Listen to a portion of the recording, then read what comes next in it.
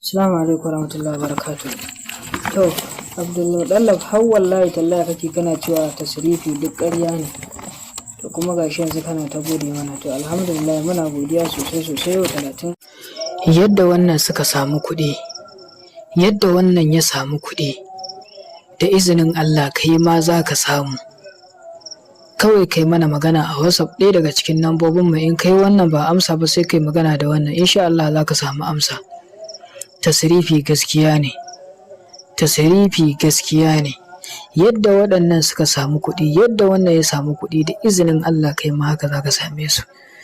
Za mu iya baka kai da kanka, za ka iya zuwa har inda muke a sai turare a yi maka aiki, za ka iya turo da kuɗi a sai turare a yi maka aiki, za kuma ka iya aikowa insha Allahu da turaren idan kai ka siya da izinin Allah, amma ka tabbatar ka sai turare original kafin aiki.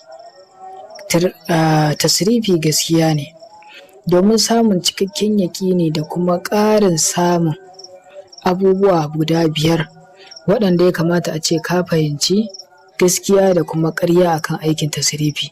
To kai min magana a wasu, ba dole sai mun yi maka aiki ba, ba dole sai ka yi aiki a tare da mu ba, ba dole sai ka turo mana da kuɗin turarenka ba, ba dole sai ka zo inda muke ba. A'a, menene ma asalin tasrifi da ake ta cutar ku, ana ansa kuɗin a wajen ku, ana cewa za a buga muku kuɗi, za a yi muku tasrifi, za a yi muku tasrifi.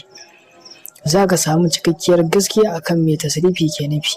Daga nan ko iya wannan ka samu mun ƙaru da kai, sannan kai ma ka ƙaru da mu, domin zuwa gaba idan har ka shirya za ka ba wani ya maka aikin tasrifi, da in ka rasa waɗannan abubuwa da za mu gaya maka a tare da wanda zai maka tasrifi, to ka ba shi, domin cuta ka zai yi. Za mu buɗar maka da ido, mu wayar maka da kanka akan abin da ya shafi harkar tasrifi, domin daga yanzu ba wanda zai ƙara cutar ka ya ƙara amsa kuɗi daga wajen kai ce zai maka aikin tasrifi sannan ka yi da shi, illa sai idan ya nuna maka ire-iren waɗannan abubuwa da muka nuna maka su a zahiri da izinin Allah. Ina mana fatan alkhairi da fatan muna lafiya.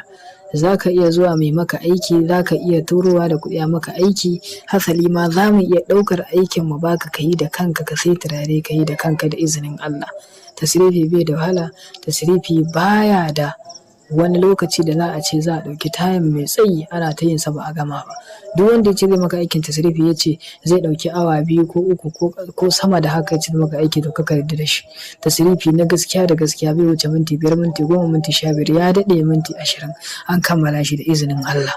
Ni zan baka tabbaci akan aikin tasrifi kafin nan kai, in dai baka samu tabbaci ba to kada ka yi da izinin Allah. Ina mana fatan alkhairi da fatan muna lafiya. Hasali yawanci idan ana magana akan tasrifi ba kwa tsaya ku tantance na gaskiya. Daga naku Sharif Umar Mahadi, a daure a mana subscribing, a yi sharing domin 'yan uwa su amfana. Bisalam.